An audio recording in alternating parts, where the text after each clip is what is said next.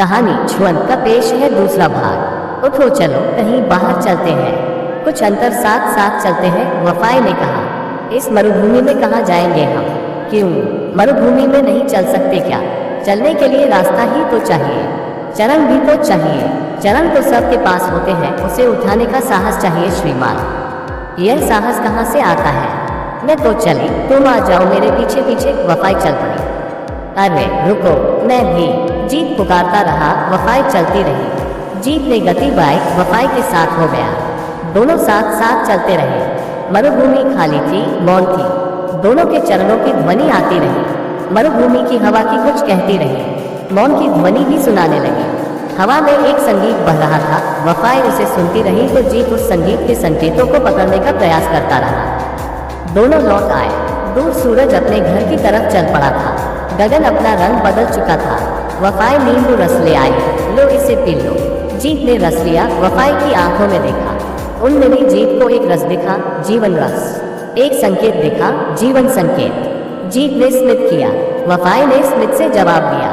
वह हाथों में रस कटोरी लिए ढलते सूरज को देखने लगी। सूरज ढल जाए उससे पहले सूरज के बिल्कुल समीप दूज का चंद्र निकल आया था। वफाई प्रसन्न हो गई। जीत, वह सूरज देख रहे हो? वफाई ने मौन तोड़ा। हाँ, थोड़ी ही देर में वह भी ढल जाएगा, जीत ने अधूरे मन से जवाब दिया। ढलना तो उसकी प्रकृति है, ढलेगा तब तो कल फिर उगेगा, पर आज तो वह ढल रहा है, उसे ढलने से कोई नहीं रोक सकता। किंतु कल तो वह, कल किसने देखा है? कल अज्ञात है, कल। जीत ने बात अधूरी छोड़ दी। तुम हर बात पर निराश क्यों हो जाते हो? हर बात को तुम अपने साथ क्यों जोड़ देते हो? वफाई गुस्सा हो गई, क्योंकि यही मेरा सत्य है।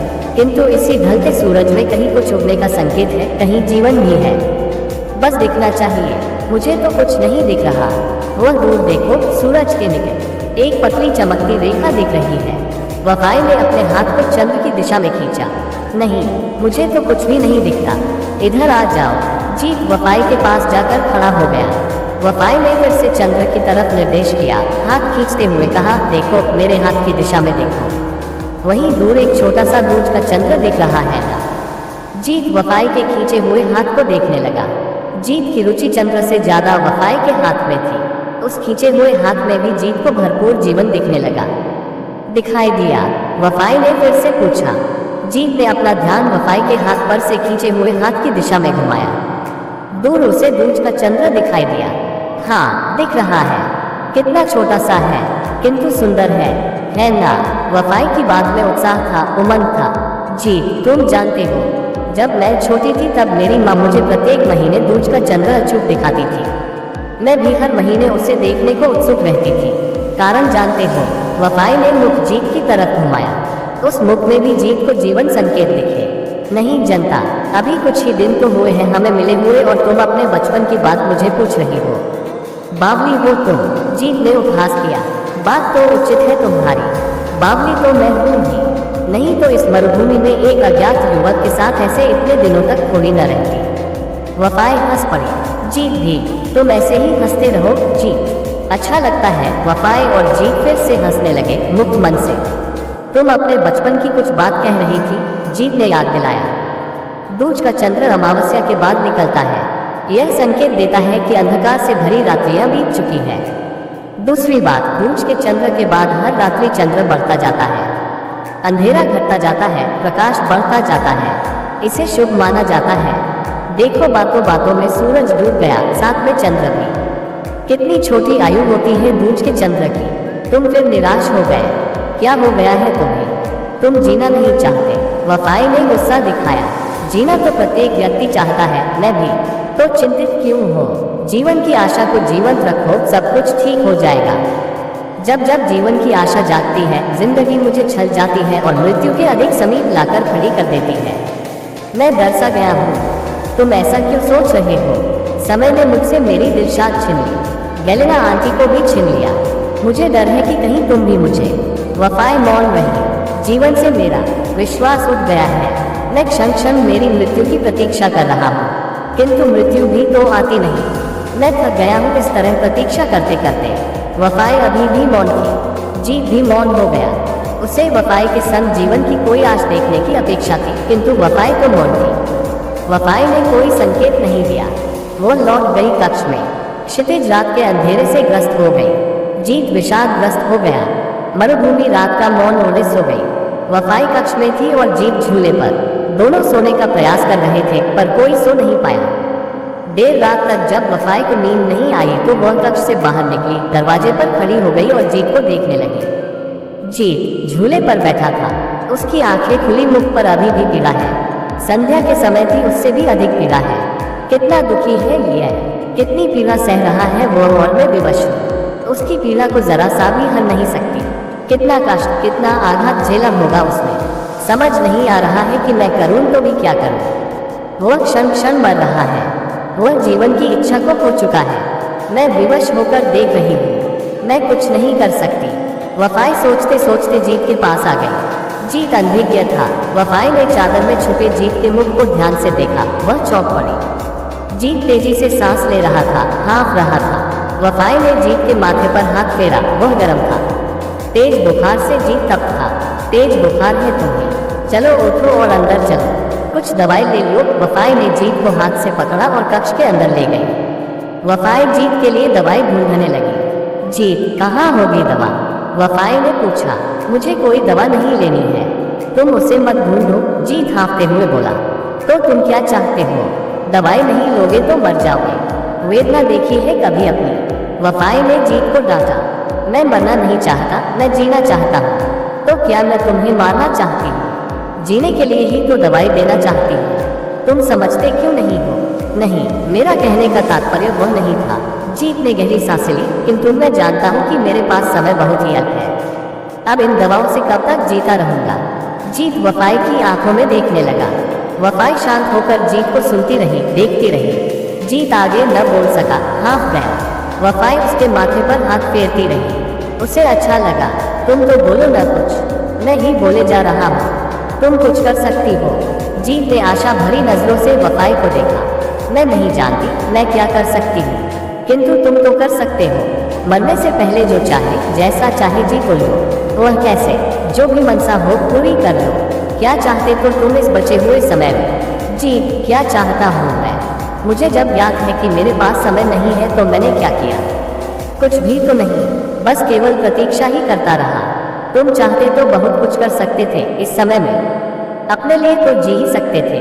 मैं क्या कर सकता था? मैं तो हार ही गया था जिंदगी से। अब तो विलंब हो गया है। अब भी कर लो जो चाहो, अब भी जी लो अपनी मर्जी से। कौन रोके रखा है? पर मुझे ध्यान ही नहीं कि मैं क्या चाहता हूँ, मेरी इच्छा क्या है। तुम चाहते थे झरनों के साथ बहना, उड़ते पंछियों को देखना, बरसती वर्षा की बूंदों को हथेलियों में लेकर उसे मुट्ठी में कैद करना, सागर की लहरों में भीगना, और मैं आ गया इस मरुभूमि में। मरुभूमि का भी अपना सौंदर्य होता है, तूने उसका भी आनंद नहीं लिया। यहाँ की ऋतु भी लुभावनी होती है, किंतु तुम तो बैठ गए अपने आप को इस घर के अंदर बंद करके। तुम कैद हो गए हो अपने ही कारावास में, बस मृत्यु की प्रतीक्षा करते रहे हो, जो तुम्हें भी पता नहीं कि कब आएगी। तुम कुछ नहीं कर सकते। मैं कुछ करना चाहता हूँ। मैं इस मरुभूमि से भाग जाना चाहता हूँ। कहाँ जाओगे? उसी पहाड़ पर जहाँ से ये पीड़ा मिली है। संभव है कि उसी पहाड़ के पास इस पीड़ा का उपचार हो। यदि उस पहाड़ के पास उपचार नहीं मिला तो दूसरे पहाड़ पर जाऊंगा। प्रत्येक पहाड़ पर जाऊंगा, दवा मांगूंगा, और दवा नहीं मिली तो कोई बात नहीं, कुछ क्षण जी तो लूंगा अपनी इच्छा से। कहाँ खो गए चित्रकार? कैनवास पर तो तुम अच्छा चित्र बना लेते हो, किंतु स्वयं की जिंदगी के चित्र को बनाने में विफल हो गए हो तुम। वफाई ने जीत के मन में चिंगारी जलाने का यत्न किया। अब बस भी तो करो, और कितना टोकोगी? जीत धुंधला गया। मैं क्यों टोकने लगी? अब कोई लाभ है क्या? वफाई ने आग में घी डाल दिया। है ना, मैंने निश्चय कर लिया है कि मैं मेरे बचे हुए समय को अपनी इच्छा से जीऊंगा। वह कैसे? मैं पहाड़ों पर जाना चाहता हूँ, ठीक उसी पहाड़ पर, बर्फ से घिरे पहाड़ पर जिसने मुझे यह रोक दिया है। तुम मेरा साथ दोगी? हम कल ही चलते हैं। मैं ही क्यों? क्योंकि तुम बर्फ सुंदरी हो। बर्फीले पहाड़ों से तुम्हारी पुरानी मित्रता है। जीत ने आशा भरी निगाहों से वफाई को देखा। मैं नहीं आ सकती। मैं एक अभियान पर हूँ, और जब तक मेरा कार्य पूर्ण नहीं हो जाता मैं यहाँ से नहीं जाने वाली। हमारे विश्व में प्रतिबद्धता का बड़ा ही महत्व होता है, और मैं मेरी प्रतिबद्धता पर अड़ग हूँ। यदि तुम जाना चाहो तो कल ही निकल जाओ, अकेले ही। मैं सब व्यवस्था कर दूंगी। वफाई ने अपना निर्णय सुना दिया। जीत पुनः निराश हो गया। जीवन की जितनी भी आशाएं और संभावनाएं उसे संकेत दे रही थी वह सब उसे भ्रामक लगने लगी। वह टूट गया, झूले पर जा बैठा। वफाई देर तक क्षितिज में देखती रही। दूर सुदूर रात यौवन पर आ गई। वह लौट गई अपने कक्ष में। वफाई के मन में कई योजनाएं आकार ले रही थी। रोग तथा मृत्यु से अधिक मृत्यु का भय और दिलशाद के द्वारा किया गया विश्वासघात जीत की समस्या है। जीत में जीवन अभी भी बाकी है। जीत अब जीना चाहता है, पहाड़ों पर जाना चाहता है, टीम से लड़ना चाहता है, उससे ही रोग की दवा भी चाहता है। तो तुम कुछ करो ना। मैं क्यों करूं कुछ? इस क्यों का जवाब तो तुम भली भांति जानती ही हो। मुझसे क्यों पूछती हो? नहीं, बिल्कुल नहीं जानती। तुम ही बताओ ना। देखो बता तो दूं, किंतु स्वीकार भी करना पड़ेगा। बोलो स्वीकार्य है। यदि सत्य होगा तो मैं स्वीकार कर लूंगी। चलो अब बता दो कि मैं जीत के लिए क्यों कुछ करूं। क्योंकि तुम उसको पसंद करने लगी हो, उसको प्रेम करने लगी हो, तुम उसे अपना हृदय दे चुकी हो। अरे अरे रे, नहीं नहीं, अब संकोच क्यों कर रही हो? क्योंकि ऐसी कोई बात ही नहीं है। मैंने अपना हृदय किसी को नहीं दिया। देखो वह अभी भी मेरे पास ही है। वफाई ने दोनों हाथ बाईं छाती पर रख दिए। हृदय के स्पंदनों को सुनने की चेष्टा करने लगी। वह शांत हो गई, एकदम शांत। स्पंदन धीरे धीरे स्पष्ट होने लगे। वह उस स्पंदनों को सुनने लगी जो अब पुनर्तः स्पष्ट थे। वह चौंक गई। यह क्या? यह कैसी ध्वनि है? अनीक अनीक अनीक, जीत जीत जीत जीत जीत। यह जीत जीत क्यों बोल रही है? तुम्हारे सभी प्रश्न का उत्तर यह ध्वनि ही है। क्या अभी कोई संशय बाकी है? नहीं भी, हाँ भी। हृदय की ध्वनि हमेशा सुना करो। उसके पास प्रत्येक प्रश्न का उत्तर होता है, किंतु उत्तर ही अनेकों प्रश्न लेकर आए थे। कौन से प्रश्न? कैसे प्रश्न? मैं जीत के लिए क्या कर सकती हूँ? कैसे कर सकती हूँ? उसकी इच्छाओं को समझो। तुम उसके साथ पहाड़ों पर जाओ, नदियों को मिलो, झरनों के प्रवाहों की ध्वनि सुनो, पंखियों की भांति उड़ो, बादलों की भांति बरसो, गगन की भांति सदैव जीत के साथ रहो। प्रत्येक क्षण उसे प्रसन्नता दो। प्रत्येक क्षण उसके अंदर जीवन की इच्छा एवं अभिलाषा जगाओ। जब तक उसके अंदर जीने की उत्कट भावना जीवित है तब तक वह जिजीविषा उसे मरने नहीं देगी। तुम्हें उस जिजीविषा को जीवित रखना है अंत तक। यह केवल तुम ही कर सकती हो। यह सब मैं कर तो लूं, किंतु मैं जो काम हेतु आई थी वह तो अभी भी अधूरा है। उस काम को अधूरा छोड़कर मैं कैसे भाग जाऊं? मेरा काम पूरा होते ही मैं उसके साथ, अर्थात तुम उसे जीवन की आशा नहीं देना चाहती। ऐसा नहीं है। मैं तो केवल कुछ दिनों का समय मांग रही हूँ। तत्पश्चात मैं। मृत्यु कभी किसी की प्रतीक्षा करता है क्या? तब तक जीत जीवन से ही हार गया तो वफाई चौंक गई, विचलित हो गई। वह पूरी रात्रि सोचती रही कि यह कैसी दुविधा है। काम भी आवश्यक है तथा जीत भी। रात्रि बीत गई। वफाई जब जागी तो नया प्रभात आ चुका था। जीत भी जाग चुका था और दोनों के लिए नींबू सूप बना चुका था। कुछ जल्दी जाग गए तुम? वफाई ने कल रात से दोनों के बीच आपसी मौन को तोड़ते हुए पूछा। जरा अपनी घड़ी तो देखो। मैं जल्दी से नहीं, किंतु तुम विलंब से जागी हो, जीत ने कहा। वफाई जीत को निहारती रही। जीत जीवन की आशाओं से भरपूर था। वफाई को अच्छा लगा। वफाई के अधरों पर स्मित था। रात भर के संघर्ष का जैसे हल मिल गया। इस चेहरे पर से यह भाव मैं लुप्त नहीं होने दूंगी। वफाई ने मन ही मन निश्चय कर लिया। ठीक है श्रीमान, मुझे ही विलंब हो गया जागने में। वफाई ने जीत की तरफ स्मित भेजा, किंतु तुम्हें मुझे समय पर जगह देना चाहिए था। तुम यदि जगह देते तो। वफाई ने बात आधी ही छोड़ दी। जीत कुछ ना बोला। नींबू सूप वफाई के सामने धर दिया। वफाई ने एक अंगड़ाई ली और जीत के हाथ से सूप ले लिया।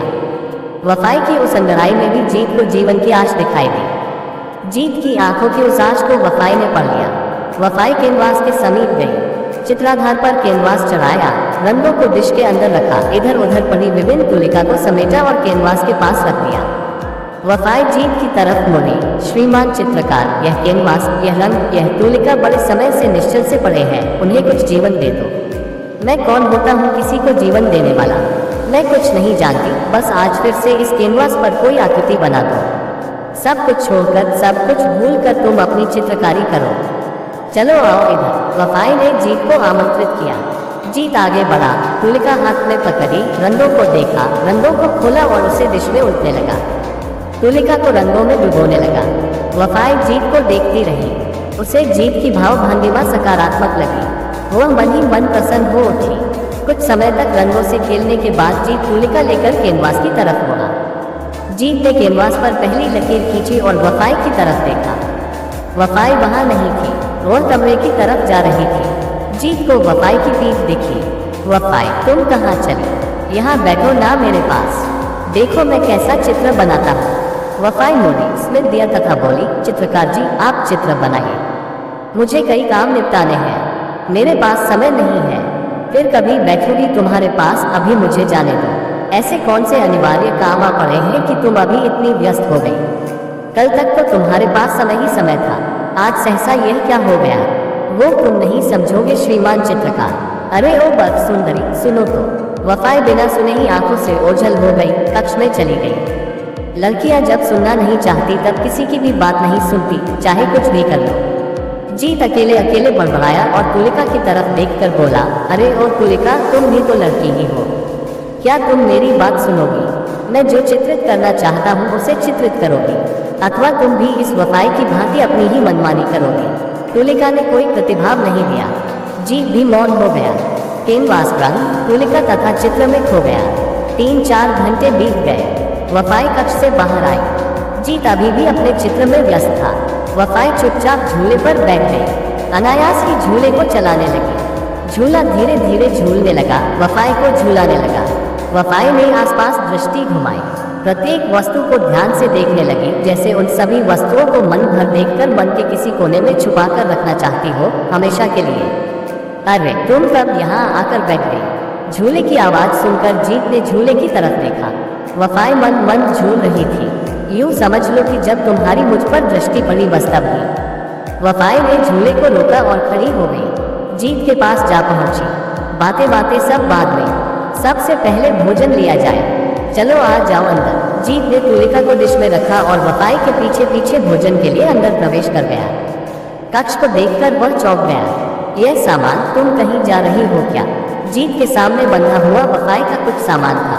हाँ, कहाँ, कब, क्यों? वफाई ने अपने होठों पर उंगली रखकर संकेत में ही कहा कि वह भोजन के बाद सब बताएगी। दोनों ने मौन ही भोजन समाप्त किया।